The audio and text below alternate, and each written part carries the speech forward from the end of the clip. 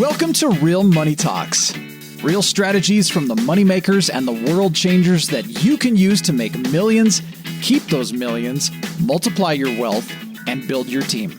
Here's your host, author of 5 New York Times bestsellers, money expert on Dr. Phil, CNN, CNBC, The Street TV, Fox News, and The View, Loral Langmeyer. Hi, this is Loral. Welcome back to Loral's Real Money Talks. This is a podcast about how to make money, how to keep money, how to invest money, why you use a team. So few companies or industries integrate. Now, and integration means that the team talks to each other, right? And they strategize together, and they do it on behalf of the client, not on their individual product or service that they're selling. So we are back on Loral's Real Money Talks, and we have a very new how to make money and be in business, and actually an international guest today. So Breanna is with me. She lives in Costa Rica. So Breanna, welcome to Loral's Real Money Talks. Thank you. So tell us a little bit about you. You grew up here right next to us in Fallon, Nevada, and talk a little bit about your early beginnings and what had you land in Costa Rica. Well, I started working at a really young age. I think I was about 9, and I started cleaning houses for all my grandma's friends and their friends. I remember having them all scheduled in my little notebook. By high school, I had my own landscaping business with a few of my close friends. I also worked countless W-2 jobs off and on, but I was never really comfortable working for someone else. After high school, I moved to Reno, and I started my own makeup business where I did makeup for models, photo shoots, weddings. That eventually led to doing theater makeup and wig design, where I became head of department Broadway. Yeah, it was really cool. During that time, my friend and I also started selling an upholstery business. So things were going really well in Reno. But one day I was offered the opportunity to move to Costa Rica, and I just didn't want to pass it up. It was hard to leave my family and the businesses I was creating, but I didn't want to regret not taking it. And I knew for me that the hardest part was not going to have multiple streams of income to rely on. So I guess right before we moved, I joined a network marketing business just to ensure some kind of cushion to fall back on, because I had no idea what our plans were going to be once we arrived. And yeah, it was a really good decision. After about a year in Costa Rica and building that business, we were able to buy a little bar here that we turned into a successful nightclub. And a few years after that, we were able to get a delivery and advertising business. My goal eventually became to own 3 successful businesses by the time I was 30. And I was able to hit that goal 1 month before my 30th birthday. But truth be told, I've always felt kind of like an imposter when it comes to business. Like the old saying, fake it until you make it, has always rung pretty true in my life. Why is that? Because you were doing a lot of businesses, but not creating enough cash flow? No, just because I was always looking for the next best thing, and I never wanted to miss an opportunity just because of my lack of knowledge or skills. And so usually I would just lie and say, yeah, I've done that before. Awesome. That's awesome. And I don't know if I like the lie part, but I always say act as if you're an expert, and then find team as fast as you can. So, like most entrepreneurs. When you're, in your early 20s, and then, an opportunity comes along and say, well, have you done this before? Yeah, I have years of experience. Don't worry. I call those your yes moments, where you have no idea what you're doing, and then you very quickly go figure it out. So you can be successful. So talk a little bit about the nightclub. So, we're here because you were in our Virtual Meetup and Marketplace. So our Virtual Meetup and Marketplace, for those of you listening all over the world, is available now for everybody all over the world. And then it starts on a Wednesday night. In fact, we have one tonight and goes till Friday. We have you sell through the weekend, and you learn this marketplace technology that we've been teaching for now decades. And Breanna won 3rd place in our last event. And I bring that forward. First, talk a little bit about the event and what you learned, but I bring it into our conversation to talk about the fact that we're in the middle of COVID as we're doing this interview, and the nightclub, got shut down. So great thing you had extra streams of income. So let's kind of back into what you sold in the interim, and probably even still now as the nightclubs are opening back up. So talk a little bit about the event and what you learned and what you sold. The event was an amazing experience. I've never done anything like that in my life. And especially during this time, I have been watching all of your videos on Facebook, the COVID awareness videos, and they taught me so much. And I knew that I had to join the event just to become more a part of the community that you lead. And just the network alone that I've created from going to that event, not to mention the money that I made, I never imagined that was going to happen. What did you end up selling? So for those of you listening, what we do is we start on the Wednesday night, we introduce our integrated wealth team and how you use a team. Most people aren't oriented or trained on how to use a team. And then Thursday and Friday, we teach them how to make money. So what were you selling as you were in the marketplace with your funnel?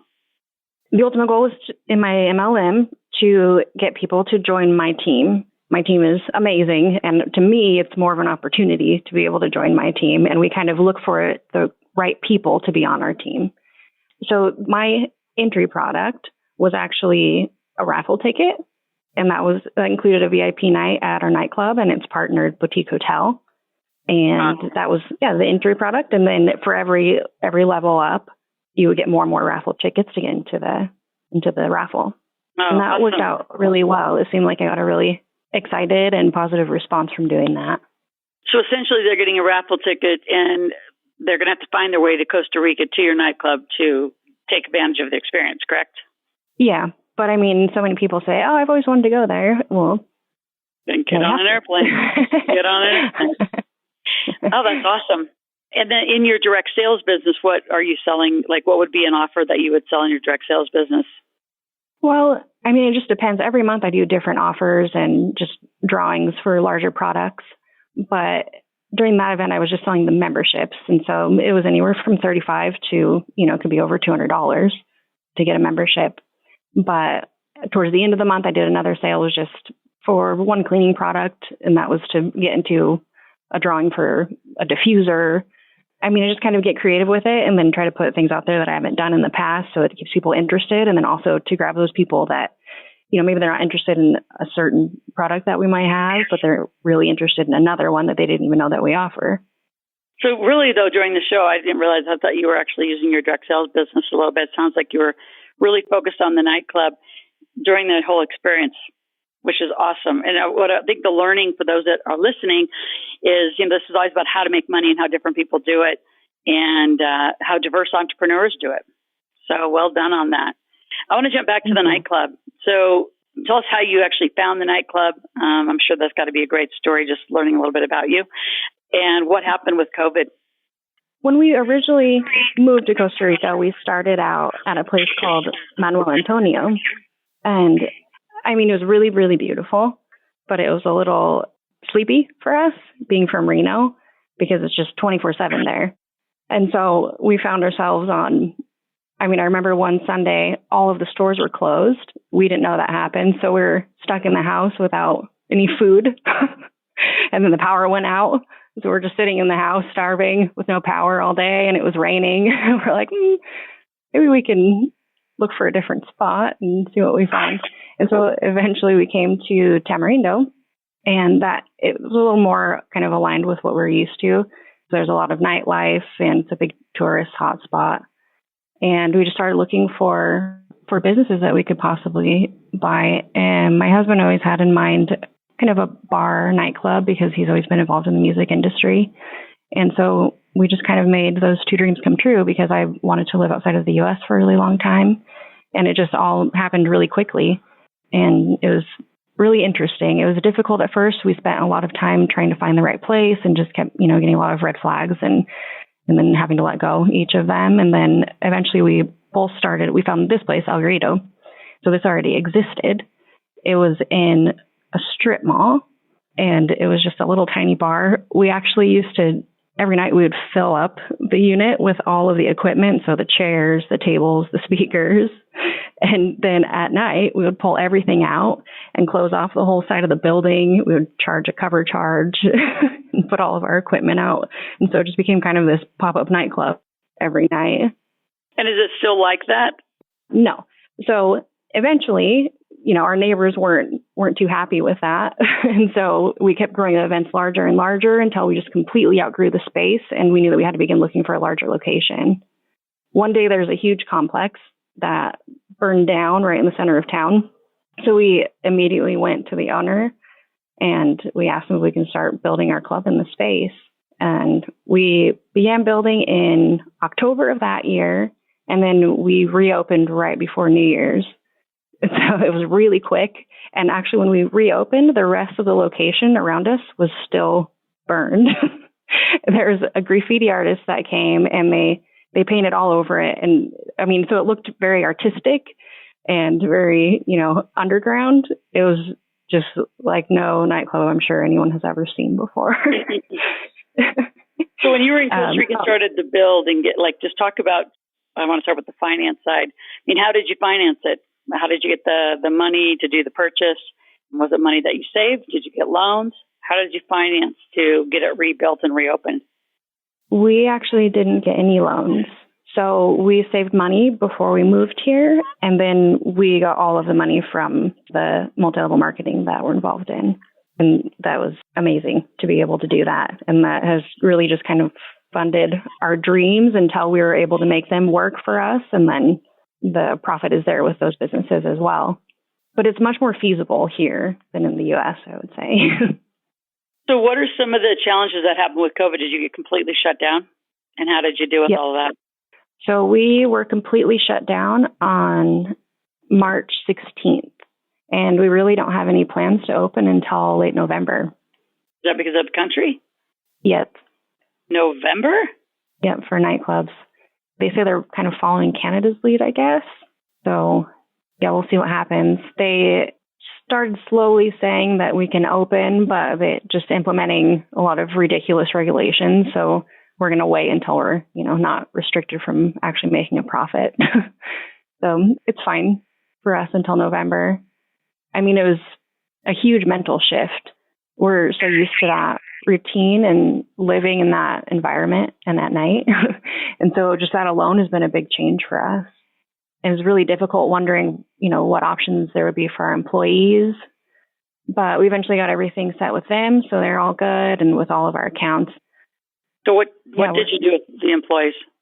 Well, there's one that's now working for me for the MLM. And then another one, we were able to get him back to his home country. And then the other ones are all receiving funds from the government. And then the rest of them, like our DJs and everything. So we started collaborating with our network of DJs throughout the world to host live broadcasts. And we've done a few showcases.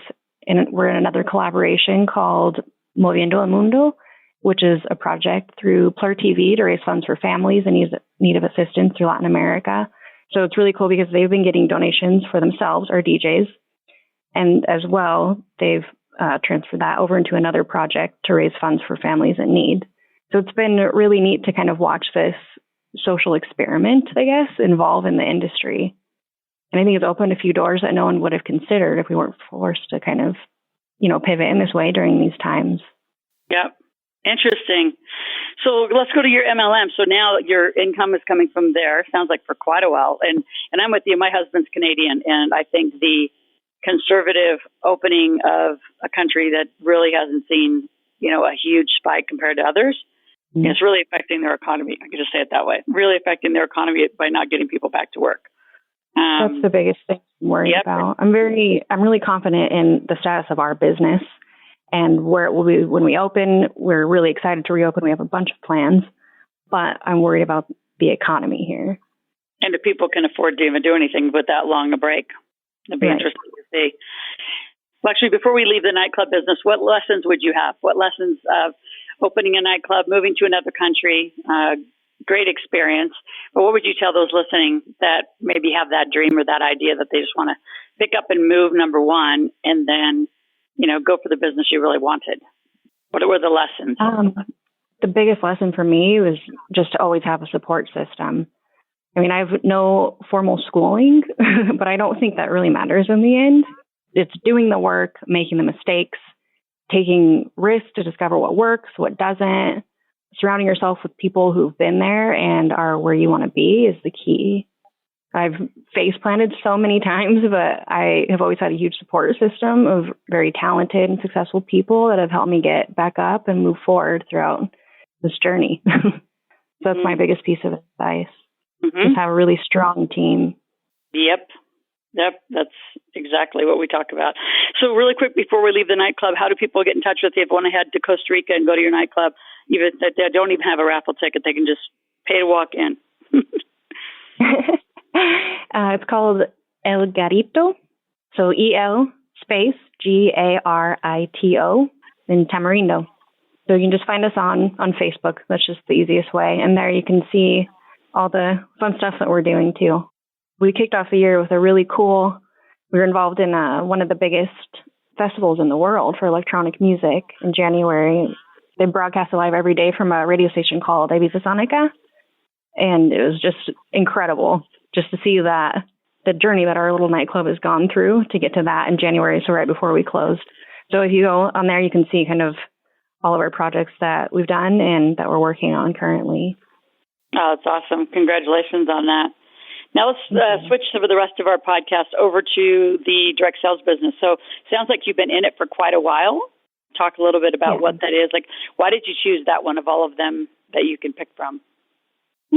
It's an essential oils MLM.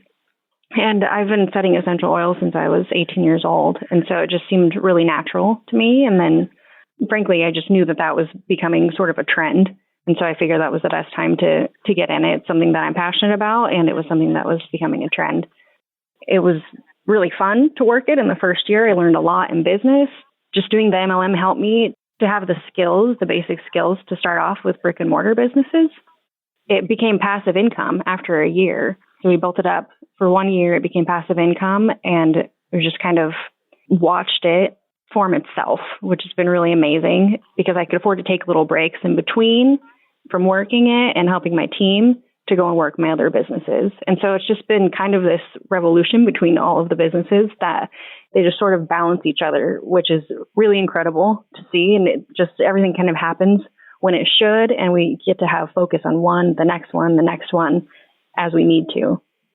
So what are some of the techniques? I know you've done very well, and obviously your family's living on that income, which is tough to do. I think a lot of people around the world have a very different, I'm going to say, perspective of direct sales and MLM businesses. They see them as a huge entrepreneurial opportunity that's a lot of times not provided to them in other countries where the U.S. downplays it like it's a less than business. But some of my wealthiest friends, they're six-figure a month earners in direct sales. So I'm a huge fan. Talk about you've been able to do that. What do you think some of the, I'm going to say, techniques or strategies that you've implemented to get to a successful level of income? So I think that's the hardest part.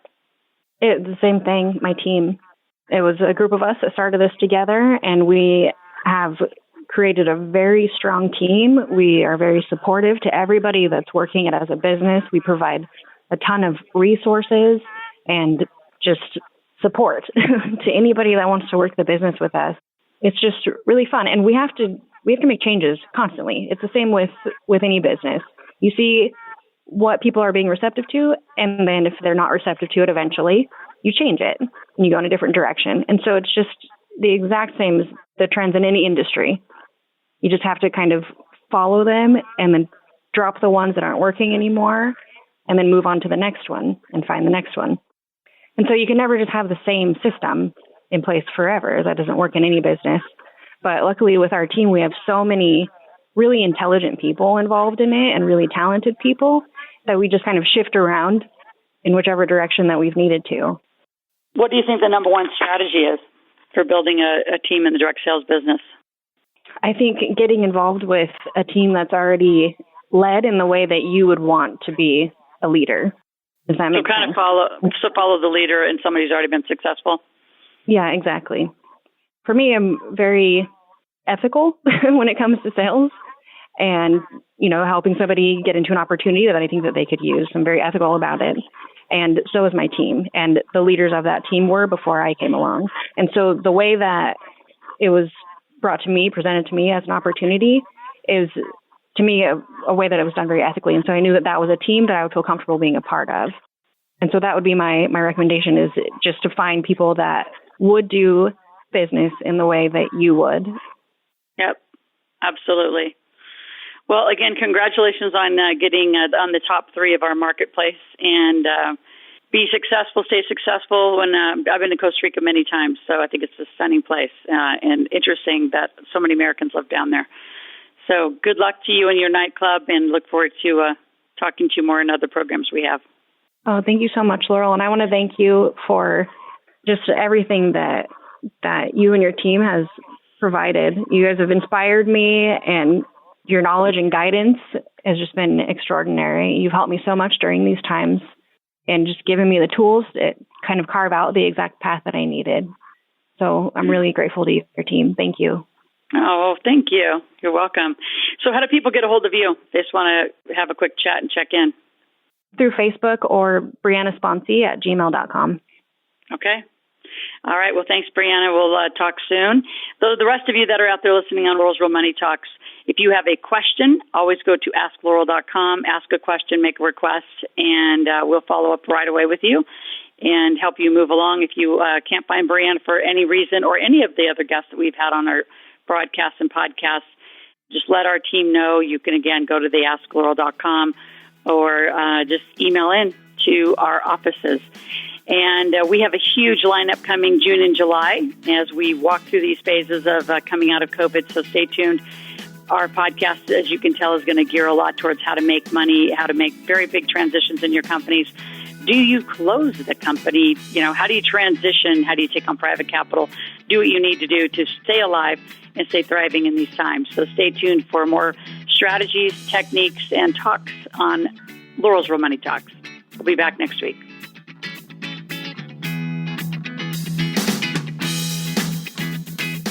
Thanks for listening to the Real Money Talks podcast. Your host has been Loral Langmeyer, author of 5 New York Times bestsellers, money expert on Dr. Phil, CNN, CNBC, The Street TV, Fox News, and The View. Want to learn more about off-Wall Street investing, tax strategies, and multi-million-dollar business strategies? Visit liveoutloud.com/podcast for past episodes, show notes, and resources. For some special wealth-building gifts only for Loral's podcast listeners, visit liveoutloud.com/podcast gifts. Do you have a burning question for Loral? Visit askloral.com to submit your question, and it may just be covered on a podcast episode. So stay tuned and be sure to subscribe to get new episodes every week.